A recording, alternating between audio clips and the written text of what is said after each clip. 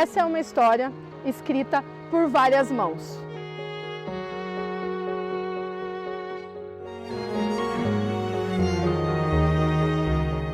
O SISMUC completa 35 anos. E durante essa história, nós fomos criando diversas marcas. E são elas que nos identificam como uma entidade sindical. Elementos que nos ajudam a definir o que é o sindicato, dos servidores públicos municipais de Curitiba, e a sua ligação com a democracia é a primeira delas. É a voz do Brasil. Declaro promulgada. O Brasil tem uma nova Constituição e começa a viver um novo tempo. 1988. Aos servidores e servidoras não era permitida a organização em sindicatos, uma das diversas marcas do autoritarismo da ditadura militar. Mas a promulgação da Constituição Cidadã possibilitou a criação do Sindicato dos Servidores Públicos Municipais de Curitiba. Quanto a ela, discordar, sim. Descumprir, jamais. Temos ódio à ditadura, ódio e nojo. 35 anos do SISMUC, né?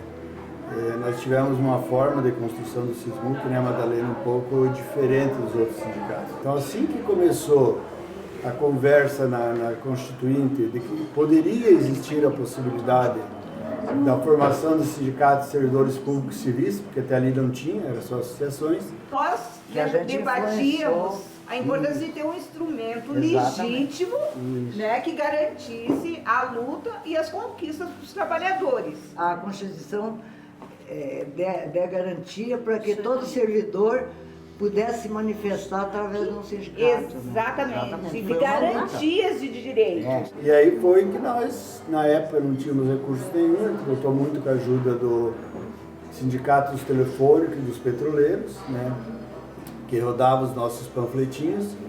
E aí nós convocamos uma assembleia, né, depois de várias conversas, depois de uma grande paralisação que a gente tinha feito em 86, né, na prefeitura, uma paralisação em 86, uma greve da saúde de 98% de saúde parando em 87.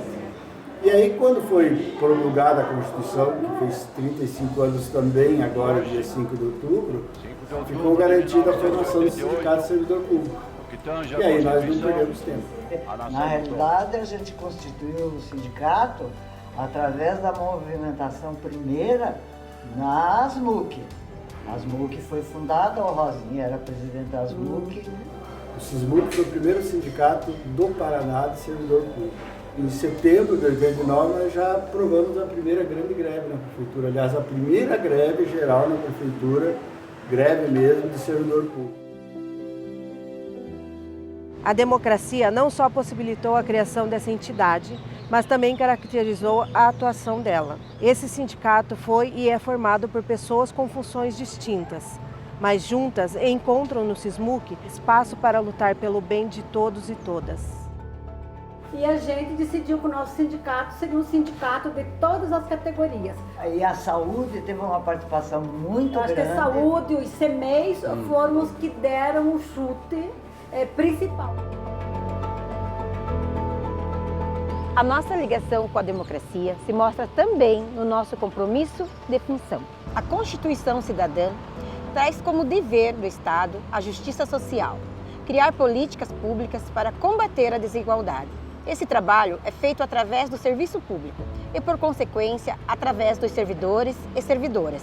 Defender o serviço público é defender a democracia. Defender o serviço público é defender os servidores e as servidoras. Desde lá da fundação até os dias de hoje, no SISMUC, se mantém a mesma lógica da defesa do serviço público. Se a gente luta por melhores salários, se a gente luta por um plano de carreira, a gente está lutando pela melhoria do serviço público, do serviço ofertado para a população. E o SISMUC, ele fala abertamente das suas lutas, das suas passas, do que o SISMUC defende para enquanto sociedade. Qual é a visão de sociedade que o SISMUC tem? Tudo mexe com a gente não está só, né? A gente não é um só, não tem, a gente depende de toda a sociedade, não é só o SISMUC. Precisa ter essa interseccionalidade entre tudo isso para que o sindicato possa realmente ser forte, possa realmente fazer a diferença. A gente tem reconhecido nacionalmente a saúde de Curitiba, a educação de Curitiba, a assistência social em Curitiba. Mas quem construiu isso não foi as gestões municipais. Quem constrói isso, quem construiu isso, são os servidores que construíram Curitiba. Geralmente quem é servidor público trabalha porque por amor à camisa, a gente gosta. O servidor público, ele se doa a um ponto que ele é capaz de tirar do seu próprio bolso para poder atender melhor essa população. Por que o nosso usuário, no caso da assistência social, aquele que usa a política pública, o paciente na saúde, ele não reconhece o servidor público, né? Porque ele não tem esse entendimento, essa proposta, essa construção política, da gente mostrar o nosso trabalho. Eu gosto muito de lembrar os ensinamentos da pandemia, porque a pandemia ela trouxe isso para nós. Assim, se não fosse o servidor público federal, estadual e municipal, esse país tinha ruído. Mas o porta-faixa presidencial da outra gestão não tinha o entendimento do serviço público. E quem sustentou o Brasil nos 2 anos de pandemia foi o servidor público. O servidor público que constrói essa cidade, né? Prefeito vem, prefeito vai, gestões passam, mas o servidor público ele permanece. Né? A gente tem os nossos servidores aposentados, são servidores que contribuíram a sua vida inteira para que a cidade de Curitiba hoje fosse reconhecida pela cidade que é. E assim começou a caminhada do SISMUC, com muita luta. E assim seguiu a caminhada do SISMUC, com muita, muita luta. A mais longa greve que tivemos foi a greve dos excluídos, da saúde, que durou 74 dias.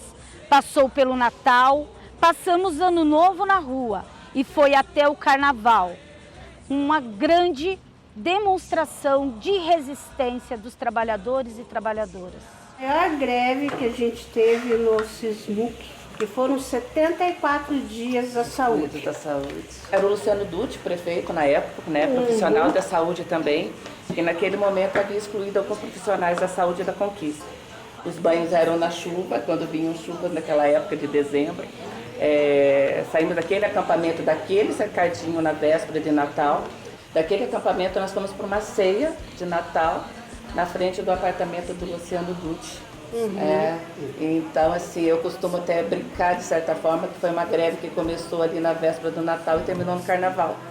A luta é nossa pelas 30 horas, basta dialogar.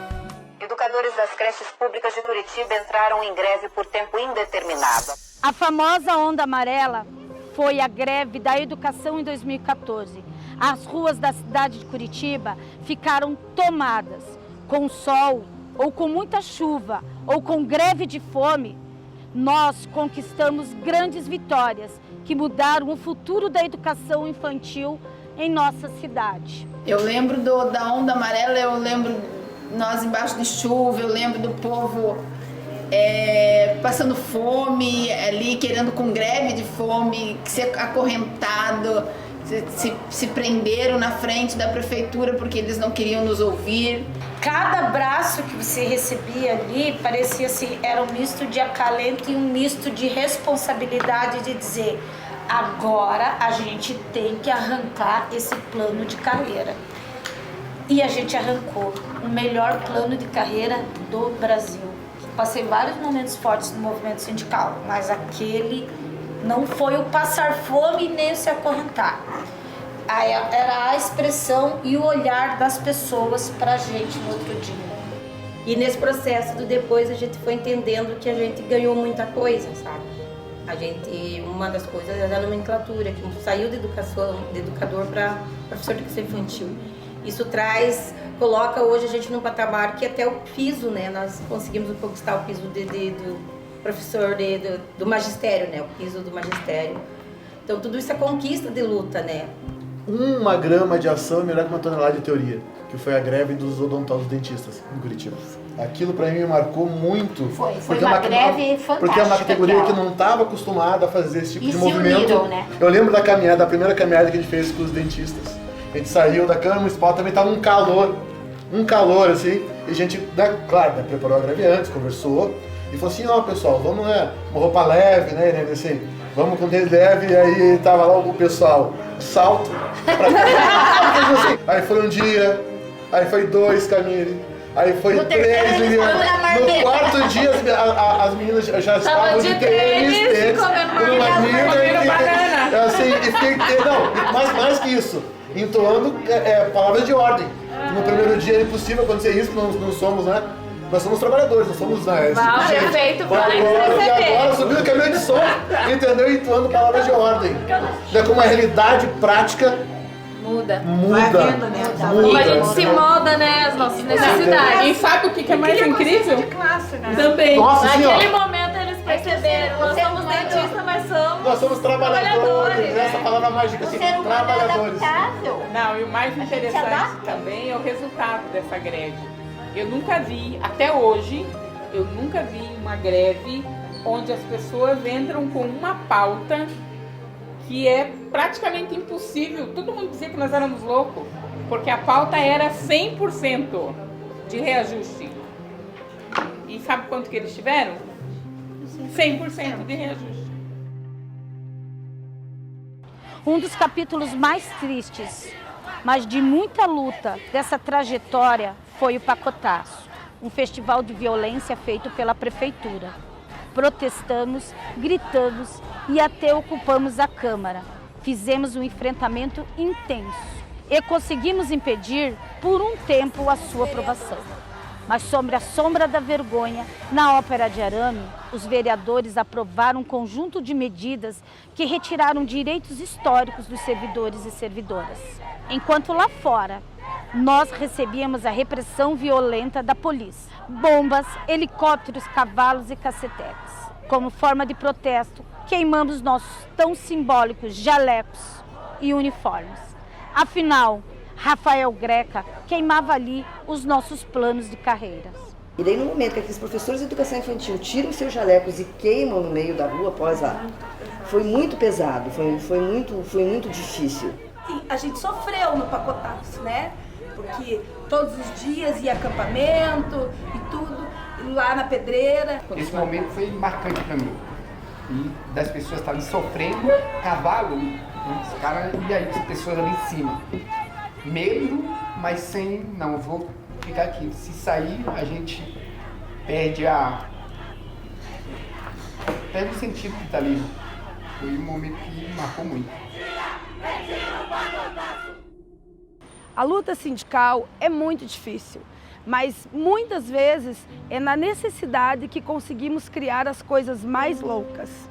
Novas estratégias de luta, não tão tradicionais, mas que são muito efetivas, usando irreverência, deboches ou surpresa. E principalmente arte, seja com poemas, jingles, cortejo, coral de Natal, bloquinho de carnaval, dança, teatro ou bonecos de Olinda. Nossa criatividade sempre nos salvou. Você fala das estratégias de mobilização, eu acho que ela foi mudando ao longo do tempo, né? Foi. Porque, quando a gente olha ali, a impressão, pelo menos que eu tenho, né? É que me parece que as lutas até os anos 90 elas eram bastante gerais, né? Você tinha que organizar a saúde, obras públicas, diversos setores.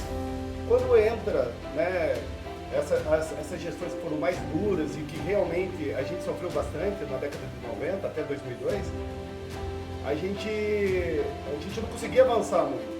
E os avanços eles eram bem pontuais, era um vale transporte, uma coisa. Você não tinha alguma coisa assim, tipo, vamos avançar na carreira, né? Eu acho que isso a gente teve que mudar, assim, ao longo do tempo a gente foi experimentando várias estratégias de mobilização. Mas os jingles então fizeram histórias, né?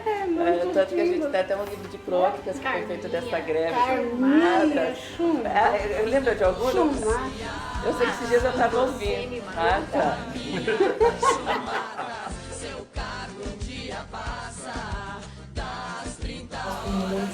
Muito daquele dos pôneis malditos, que é do Luciano Dutti também.